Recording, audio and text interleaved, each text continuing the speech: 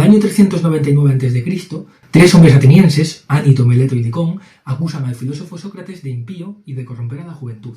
Para sus acusadores, Sócrates es un entrometido que ridiculiza a los sabios de la polis y juega con los deseos divinos, reduciendo a los dioses a meras suposiciones vanas.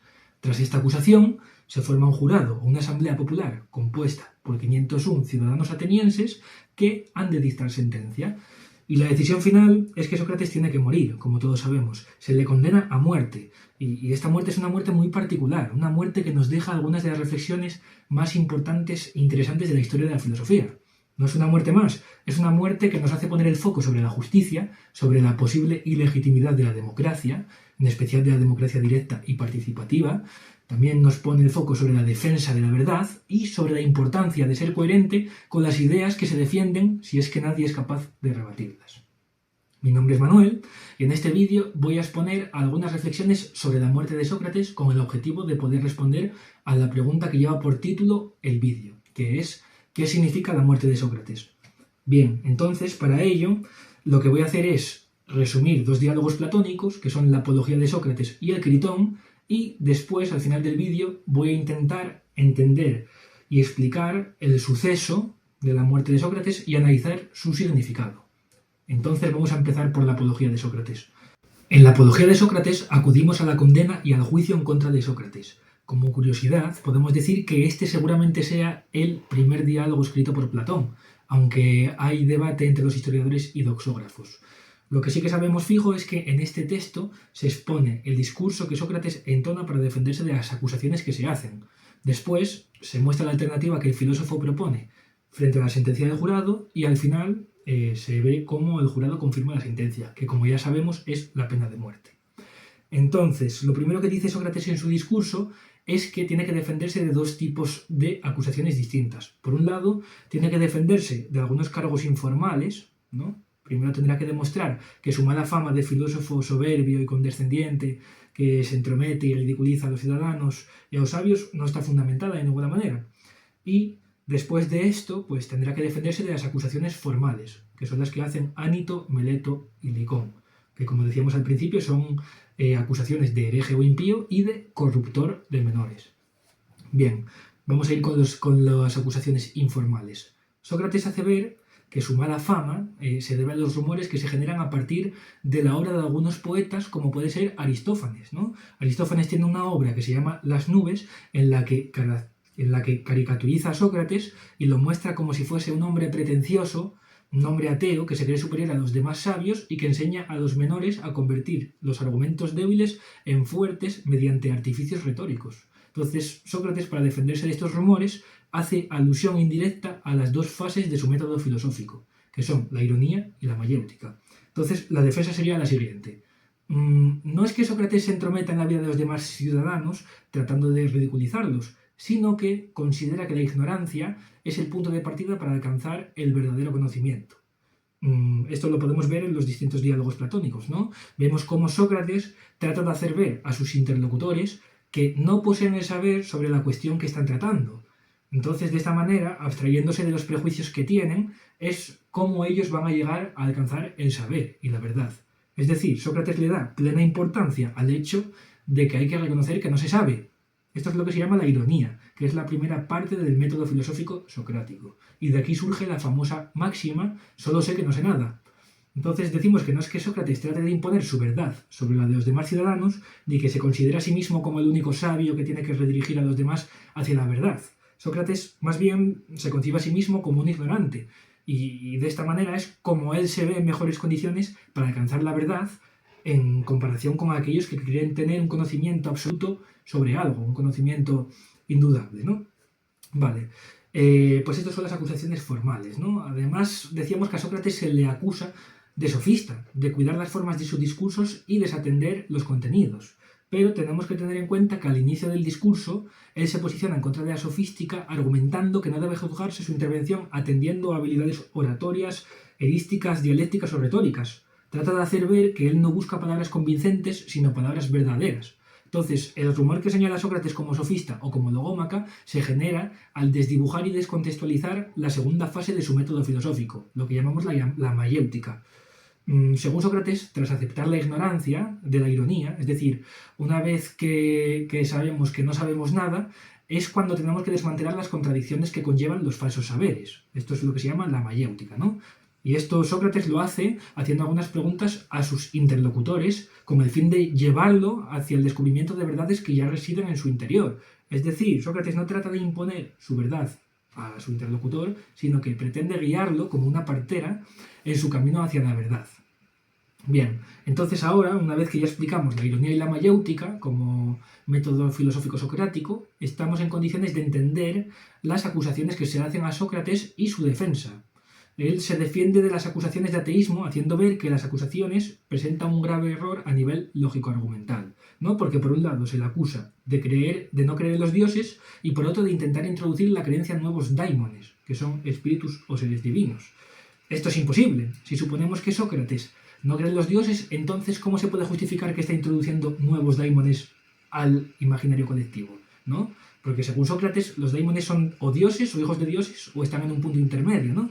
Entonces, si cree en ellos, impulsa la creencia en ellos, es incompatible con el ateísmo. No se puede afirmar que Sócrates sea creyente y que sea ateo a la vez. Son dos suposiciones antagónicas cuya defensa simultánea nos lleva a un absurdo lógico, ¿no?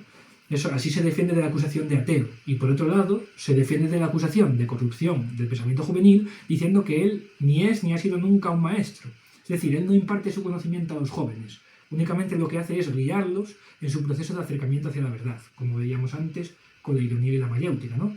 Él lo que hace es formular preguntas que llevan al autorreconocimiento de la ignorancia en los interlocutores con los que dialoga. Además, argumenta que el hecho de que él haya sido tan insistente en hacer preguntas a los jóvenes y sabios de la ciudad es positivo para Atenas.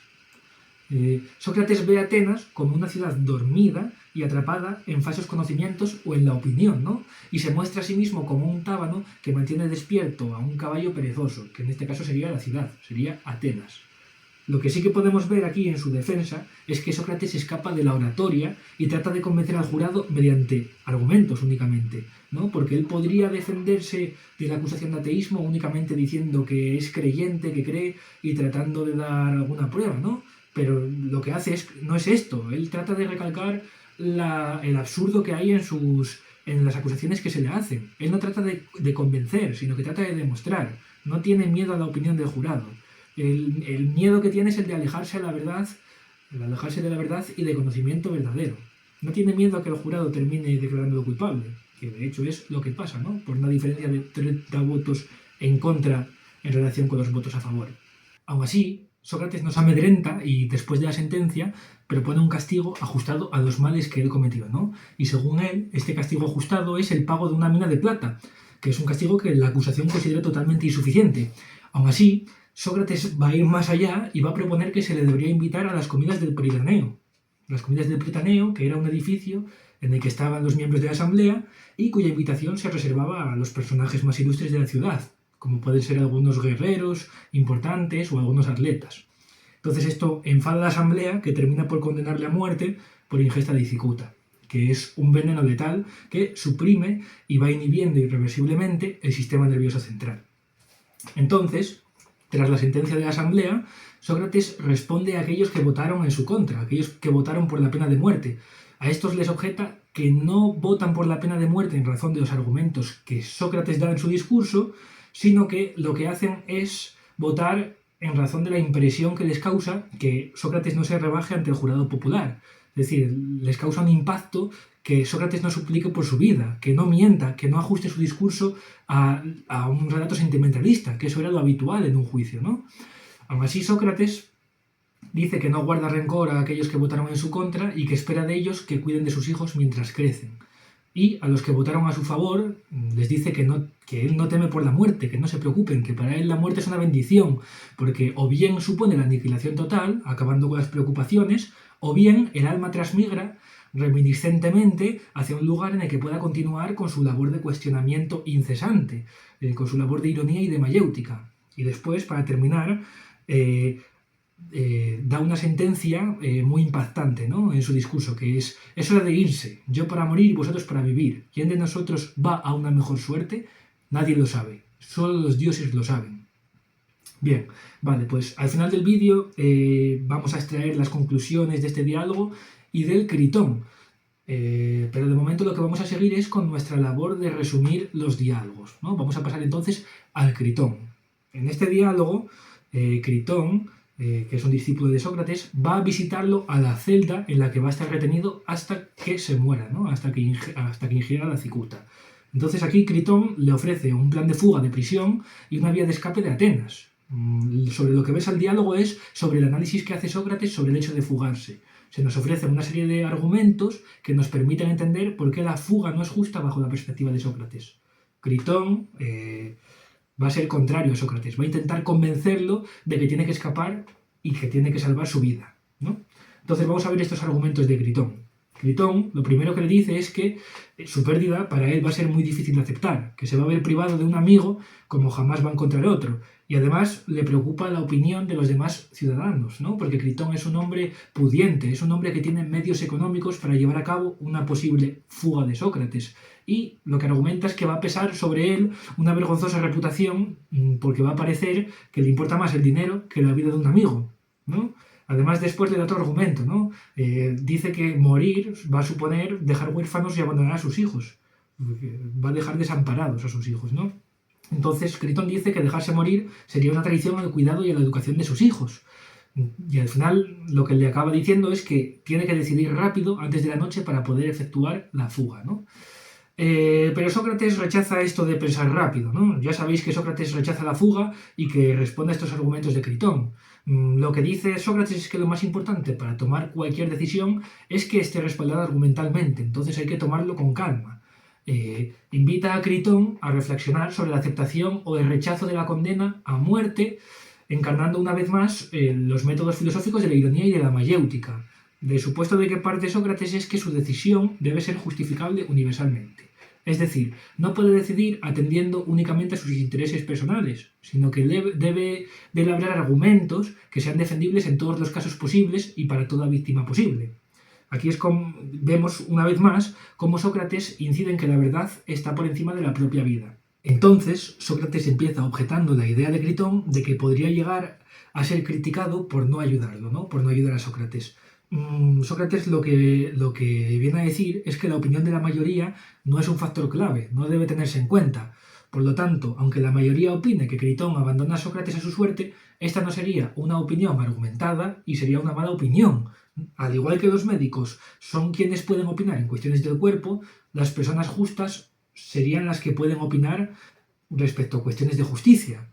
Entonces, en este caso, y en muchos otros, hacer caso a la opinión de la mayoría sería echar a perder toda posibilidad de justicia, porque si la mayoría opinara que Critón hace mal al dejar que Sócrates muera, la mayoría estaría preocupada. Esta es una idea, la mayoría estaría equivocada, perdón. Esta es una idea sobre la que vamos a volver después. Lo que sí que sabemos es que lo más importante para Sócrates es vivir bien, es vivir de forma justa, a pesar de que ello pueda llevarnos a la muerte, ¿no? Como en su caso. Entonces, no podemos pensar en las condiciones personales de cada uno, eso no sería justo. No debemos pensar únicamente en nuestra reputación, no debemos pensar si nuestros hijos van a crecer desamparados, ¿no?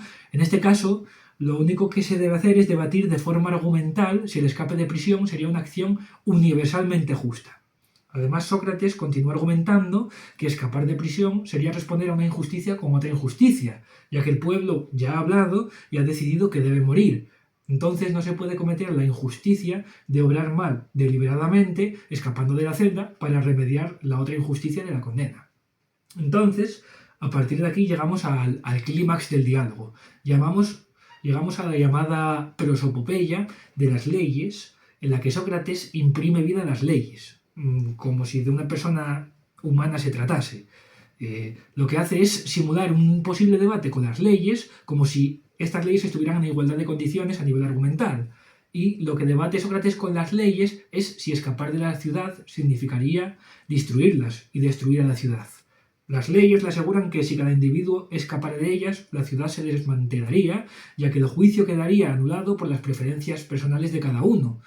Sócrates dice que esto se podría responder argumentalmente diciendo que el veredicto del jurado popular fue injusto. Pero este argumento no es aceptable, ya que las leyes podrían responderle a este argumento que la justicia o la injusticia no tiene que ver con el resultado del veredicto. Es decir, el juicio se realizó legítimamente, justamente, ¿no? Siguiendo las leyes. Por lo tanto, el resultado tiene que ser justo. Y en consecuencia Sócrates tiene que aceptar dicho veredicto. Además, hay que tener en cuenta que Sócrates, como ciudadano de Atenas que es, debe toda su vida a las leyes de la ciudad. Si él pudo recibir una crianza, una educación y pudo predicar su filosofía y su método filosófico, que es lo que él prefiere, es gracias al acuerdo que él tuvo toda su vida con las leyes atenienses. Las leyes le recriminan a Sócrates que cada uno es libre de irse de la polis cuando quiera. Por lo tanto, si él decidió criar a sus hijos en Atenas, es porque aceptó sus leyes durante toda su vida. Entonces, si siempre se lucró de los beneficios derivados de las leyes atenienses, ¿por qué va a dejar de aceptarlas ahora que le perjudican? Esto sería una incoherencia, ¿no? Entonces las leyes van más allá todavía en esta prosopopeya. Le dicen a Sócrates que como ciudadano de Atenas, las leyes siempre le permitieron participar activamente en la política. Entonces, si estuvo en desacuerdo con alguna ley o con alguna parte de una ley, siempre pudo proponer cambios en la Asamblea Popular. Entonces no hay justificación ninguna para rechazar las leyes ahora. Si siempre las aceptó y siempre se benefició de ellas, entonces, ¿por qué ahora las va a rechazar? ¿No? Entonces, la última pregunta que le hacen las leyes a Sócrates es ¿dónde se quedarían sus discursos sobre la virtud y la justicia si decide escapar? Efectivamente, si Sócrates escapa, estaría yendo en contra de su propia filosofía, estaría deslegitimando todo el discurso filosófico que construyó a lo largo de toda su vida. Entonces, al final, después de esta prosopopeya, la decisión de Sócrates es aceptar la muerte, quedarse en la celda. La justicia está por encima de la vida de cada uno. Bien, decimos que al final de este diálogo, del Critón, Sócrates acepta la muerte, ¿no? Pues ahora vamos a hablar alguna cosa sobre el Fedón. El Fedón es el diálogo que nos relata las últimas horas de vida de Sócrates en la celda. No voy a resumir este diálogo entero, es decir, voy a dejar alguna parte sin explicar, ya que no es relevante del todo para nuestra interpretación. Lo que vamos a ver simplemente es cómo fueron las últimas horas de Sócrates a modo de cierre, para entender mejor el significado de los otros dos diálogos, de la Apología y del Critón. En el Fedón hay una serie de argumentos que son muy interesantes, ¿no? Sobre la inmortalidad del alma, sobre la metempsicosis, sobre algunos otros asuntos, pero que no vamos a explicar aquí, ya que merecería la pena incluso hacer un vídeo dedicado únicamente a ello y nos desvía un poco de nuestra interpretación. Decimos que lo que nos interesa aquí es ver cómo fueron las últimas horas de Sócrates, ¿no? Y vamos a verlo. En este diálogo lo que se dice es que Sócrates estuvo rodeado de sus discípulos, de sus familiares y de sus amigos más cercanos en los últimos momentos de vida que tuvo en prisión. Todos estaban sorprendidos por la actitud que demostraba Sócrates. Estaba recio, estaba sosegado. En la sala muchos lloraban, pero Sócrates estaba calmado, lúcido y parecía que estaba hasta alegre. Incluso antes de que le dé la cicuta al verdugo, Sócrates se lava, ¿no? Para aliviar molestias a las personas que tengan que preparar su cuerpo cuando él se muera. Y después se despide de su familia y pide que saquen de la celda a su esposa Jantipa y a sus hijos para que no se alteren de más al verlo morir. Es entonces cuando acepta la cicuta y la toma sin temblar. Empieza a moverse por la celda hasta que se siente paralizado y se tumba. Tarda bastante en perder la conciencia y la última frase que pronuncia se la dice a Critón. Le dice: Critón, le debemos un gallo a Asclepio, no te olvides de pagarlo. Entonces, ahora que ya vimos cuál fue la última sentencia de Sócrates, vimos cómo fue su juicio, cómo fue condenado y cómo murió, vamos a hacer alguna interpretación sobre la muerte de Sócrates, ¿no? Que es el objetivo, el propósito principal del vídeo. Lo que vamos a hacer es reparar en algunos aspectos y vamos a analizar algunas de las cosas que se han dicho, pero antes tenemos que aclarar que lo primero que hay que asumir es que esta interpretación no es una interpretación de tipo histórico. De lo que hablamos más bien es de una interpretación simbólica o literaria. Esto es así más que nada porque para empezar no sabemos ni siquiera si Sócrates existió realmente o si es únicamente un personaje de los diálogos de Platón. Sabemos que Sócrates no escribe y aunque no escriba aparece en los textos de otros filósofos, pero esto no nos sirve para confirmar su existencia real. Hay todo un debate detrás de este asunto que no nos interesa no nos interesa ahora, pero nosotros lo que vamos a hacer es abstraernos de él asumiendo que nuestra interpretación es simplemente simbólica o literaria. Es decir, no es una interpretación que trate de ser fidedigna o veraz con respecto al momento histórico de la Grecia antigua. Simplemente lo que hacemos es tomar los diálogos de Platón e interpretamos su significado. Además, en nuestro caso concreto se justifica aún más este aspecto, este carácter o rasgo literario de la interpretación. Porque en el Critón, que es esta conversación que tienen Sócrates y Critón en la cárcel, pues no está Platón, que es el que escribe el diálogo. Platón no estaba en la celda mientras que se producía el diálogo, por lo tanto, tuvo que ser Critón necesariamente quien le dio esta información a Platón. Y desde que supuestamente Critón le dice a Platón lo que ocurrió hasta que Platón escribe el diálogo, pasó mucho tiempo. Seguramente había pasado tiempo. Entonces no podemos tomar el diálogo en su literalidad, porque no se reproducen fielmente las palabras del diálogo. Lo que hacemos es tomarlo en su literariedad. Lo mismo nos va a ocurrir con el Fedón, porque Fedón es el narrador del diálogo que escoge Platón, y Fedón es el que le cuenta a Platón las últimas horas de vida de Sócrates. Y además los historiadores lo que dicen es que Platón escribe este diálogo después de haber hecho su viaje a Sicilia y haber vuelto a Atenas, es decir, en torno al año 387 a.C., que esto es 12 años después de la supuesta muerte de Sócrates en el 99. Por esto decimos también que no podemos tomar los diálogos socráticos en su literalidad, sino en su literariedad. Si estos diálogos se produjeron realmente, la versión que nosotros tenemos de ellos está sesgada por la escritura de Platón y por cuestiones literarias. Vale, entonces, una vez que ya aclaramos esto, vamos a ver qué podemos sacar en claro de la muerte de Sócrates. Lo primero que podemos decir es que el juicio de Sócrates nos señala uno de los grandes fallos de la democracia ateniense. El hecho de que se condene a un hombre bueno e inocente quiere decir que las mayorías pueden llegar a estar equivocadas. Si nos damos cuenta y hacemos una abstracción de este momento histórico, lo mismo ocurre en las democracias modernas contemporáneas. Es decir, que la mayoría llega a un consenso no quiere decir que este consenso vaya a ser justo necesariamente. Muchas veces las decisiones que se toman en democracia son desinformadas, son decisiones sesgadas o son preferencias adaptativas, muchas veces incluso, ¿no? Y decimos que este tema de las mayorías es uno de los temas centrales en la filosofía de Platón. Platón asume que la democracia es un sistema fallido y que el caso de Sócrates confirma totalmente su suposición. La respuesta de Platón a este suceso es prescribir un sistema político más ajustado a la justicia según su perspectiva. Ya sabemos que Platón plantea una aristocracia con 3 estratos sociales en la que en el estrato mayor están los filósofos, que son los gobernadores, que son los que más preparados están para gobernar. Según Platón, los filósofos son los únicos que pueden juzgar y legislar acorde con la virtud y la justicia, ya que son los únicos que pueden llegar a conocer la idea de bien y son quienes tienen el alma en armonía total.